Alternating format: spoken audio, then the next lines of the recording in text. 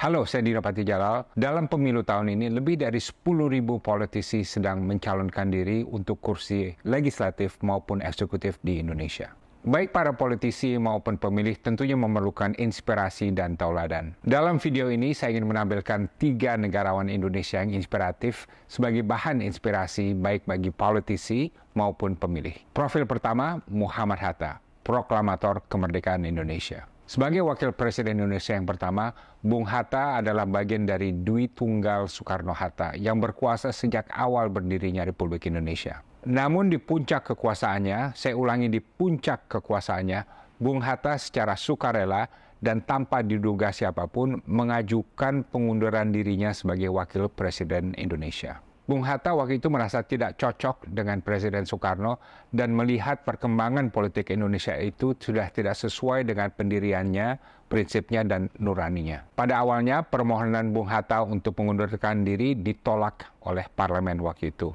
Namun Bung Hatta tetap bersikeras dan akhirnya permohonannya dikabulkan oleh parlemen. Setelah melepaskan kekuasaan, Bung Hatta tetap menghormati Bung Karno sampai akhir hayatnya, termasuk ketika Bung Karno banyak dihujat setelah tragedi G30S PKI. Pelajaran dari Bung Hatta, jangan menggadaikan diri untuk kekuasaan. Di puncak kejayaannya, Bung Hatta justru memilih untuk secara sukarela melepaskan kekuasaannya daripada mengingkari prinsip dan nuraninya. Profil kedua adalah Profesor Emil Salim. Dalam acara Indonesia Net Zero Summit tahun 2023, Komunitas Lingkungan Hidup di Indonesia merencanakan untuk memberikan Lifetime Achievement Award kepada Profesor Emil Salim.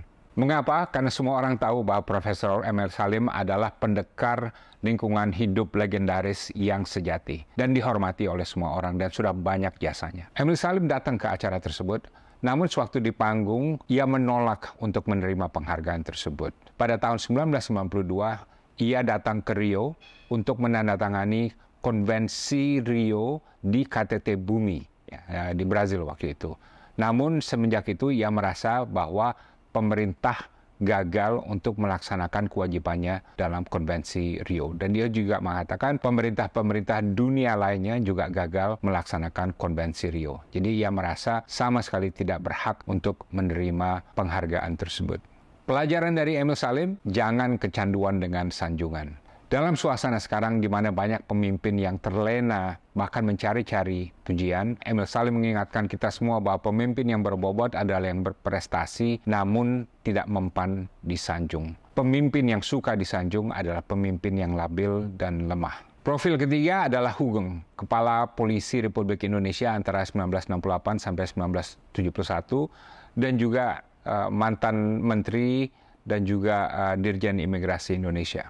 Dalam era yang marak dengan korupsi, sogok, penyalahgunaan kekuasaan, dan nepotisme, Pak Hugeng selalu bersikap profesional dan bersih.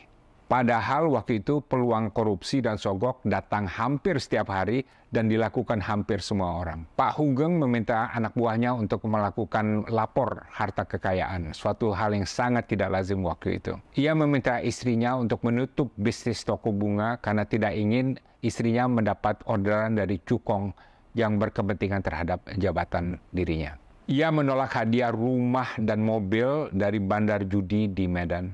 Ia juga melarang anak-anaknya untuk menikmati fasilitas negara dalam bentuk apapun dan melarang mereka juga untuk menerima hadiah dari cukong, padahal itu merupakan praktek yang lazim berlaku pada waktu itu untuk anak-anak pejabat. Ketika menjadi menteri, Pak Hugeng sempat menolak tawaran dari Presiden Soekarno untuk mempercepat izin masuk barang impor untuk pembangunan rumah pribadinya. Ya. Dan dia menyatakan, nggak apa-apa, saya ngantri sama seperti warga biasa. Setelah dipensiunkan dini, Pak Hugeng sempat diasingkan karena menjadi salah satu penandatangan petisi 50 yang kritis terhadap rezim yang berkuasa pada waktu itu. Namun ia tetap tegar dan hidup tenang, dan falsafat hidupnya adalah baik untuk menjadi orang penting, tapi lebih penting untuk menjadi orang baik. Pelajaran dari Hugeng, disiplin dan integritas dalam mengemban amanah kekuasaan. Jangan menjadikan kekuasaan dan hukum sebagai komoditas untuk memperkaya diri. Antara Bung Hatta, Emil Salim, dan Pak Hugeng ada beberapa kesamaan. Mereka semua masuk ke ruang publik untuk memberikan pengabdian total untuk negara dan rakyat. Mereka semua menekankan integritas dalam melaksanakan kekuasaan. Mereka konsekuen terhadap nurani masing-masing. Dan karenanya nama mereka hidup abadi dalam tinta emas dalam sejarah Republik Indonesia. Mereka semua juga tidak silau kekuasaan. Kekuasaan tidak mengubah jati diri mereka. Dalil power corrupts, absolute power corrupts, absolutely tidak berlaku bagi mereka. Mereka semua juga tidak kaya dan semuanya hidup sederhana. Mereka tidak pernah minta dikasihani. Mereka bahkan semakin dihormati setelah pensiun. Dan mereka semua hidup bahagia. Demikian 3 pelajaran hari ini buat para politisi dan pemilih mengenai kekuasaan. 1, jangan mendewakan kekuasaan. 2, jangan gila sanjungan. 3, jangan jadikan hukum sebagai komoditi untuk memperkaya diri. Terima kasih. Kalau Anda ada komentar, silakan tulis di kolom komentar dan saya dengan senang hati akan membacanya.